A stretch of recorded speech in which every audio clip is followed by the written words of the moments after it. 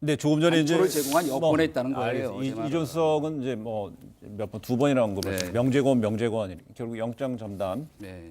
부장 판사였는데요. 예. 이 과거에 보면은요 법원의 판결을 존중한다, 받아들인다. 이거는 보면 우리 많은 분 떠올리면요 과거 독재 군사 이 정권 시절에 뭐 권력이 뜨겁고 힘 있을 때 법원 판결에 대해 사실상 일반 범부들은요 네. 죄짓고 안 짓는 사람들은 재판법정에 잘 안 가는 경우가 많잖아요. 그들한테는 결국 법원의 판결이 결국 그렇죠. 강 건너 불처럼 보이는 상황이기 때문에 주로 정치권 권력층에서는요 법원의 판단을 존중합니다라는 원론적인 입장을 밝히고는 했죠. 네. 아니, 그러니까 그 제가 문제를 이제- 얘기를 하고요. 예. 그래도 조금 전에 이전성으로 명재건 그 부장판사 계속 얘기를 하시려고 그랬는데 네, 예. 이유는 아니 뭐 저는 개인적으로는 뭐 잘 알지도 못하고 그분에 대해서 뭐 개인적 인격적인 비판을 하거나 네. 하려고 하는 것은 절대 아니에요. 그리고 저는 그 법관분들은 나름 자기의 그 자유 양심에 따라서 노력하고 공정한 판결을 하기 위해서 노력한다 하니까 네. 그 믿고 싶고 믿고 있습니다. 그런데 다만 그럼에도 불구하고 자꾸 이런 그 논란이 빚어지는 건 왜 이분이 처음 영장 기각 판사로 투입된 경위 자체부터가 문제였어요. 원래 이제 검찰 출신이잖아요.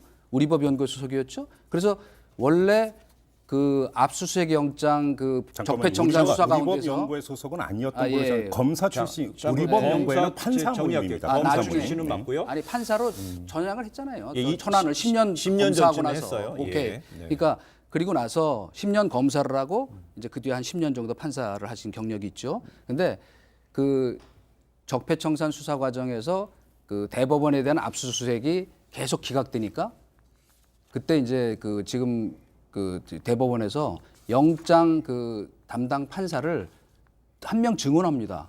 그때 들어오신 분이 이분이고 이분이 어쨌든 자 양승태 그 대법원장 그 구속영장 발부를 했는데 또 교묘하게 절묘하게 지난번에 해외 도피까지 했었던 코링크 그 저 대표 그다음에 저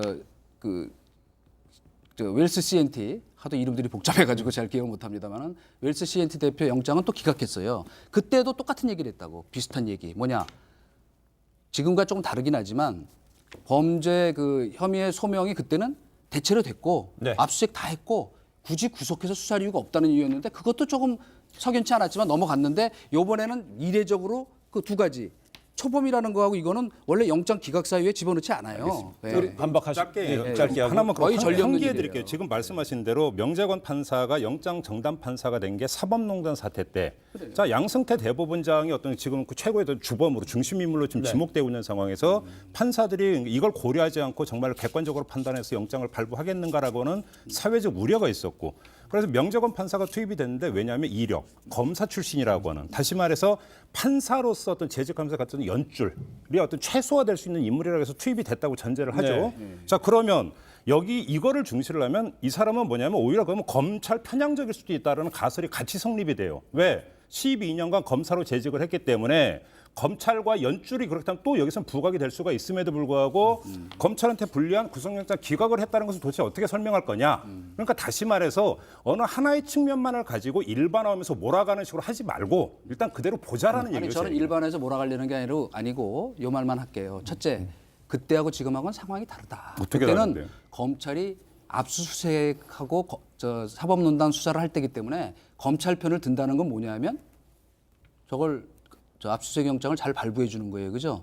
지금은 이 양반이 근데 검찰 편이란 말은 저는 안 맞다고 봐요. 왜냐하면 지금 의혹을 받고 있는 건 이것 때문이잖아요. 지금 조국 장관과 무슨 연계가 있는 거 아니냐는 의혹을 받기 때문에 지금 실검 1위까지 올라가는 것인데 제가 자꾸 얘기하는 건 뭐냐면 이분을 비판하려고 하는 게 아니고 요 앞에 김경수 재판이나 사법농단 이 수사 재판할 때 여권이 자기네와 조금만 다르면 뭐 아까도 얘기했잖아요. 입에 담을 수도 없는 뭐 양승태 산호빈이 이런 그러면요. 조금 전에 지금도 사실관계 문장만 짧게 저거만 하나만. 할게요. 지금도 제가- 만약에 제가 물어볼게요. 조국 끈앞이라고 비판하면 그 얘기. 수긍이 조금 전에 되겠냐고요. 이전성 얘기 중에 아무래도 명재건 판사한테 조국 아니 양승태 산호비란 비판도 하는데 뭘 그래요? 잠깐만요. 아 그런 얘기가 있었다는 거예요. 네. 그래서 뭐 내가 그렇다는 게 그거를 아니고. 연장해서 그것이 불건전한 이준석이 현상이다 이거야. 조국 장관과 연계돼 있기 때문에 실검 1위까지 올라간 거 아니냐라고 예. 조국 했어요. 장관하고 연관돼 있기 때문이 아니라 그 구속영장 기각이라고는 행위가 워낙에 뉴스가 됐기 때문에